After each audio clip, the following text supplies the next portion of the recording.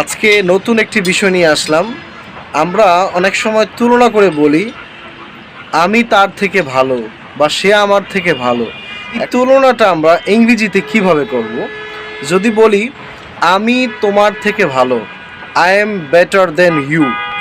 তুমি আমার থেকে ভালো, you are better than me.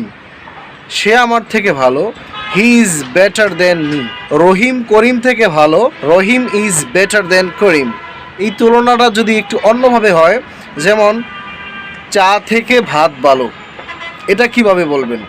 Rice is better than tea. Rice is better than T.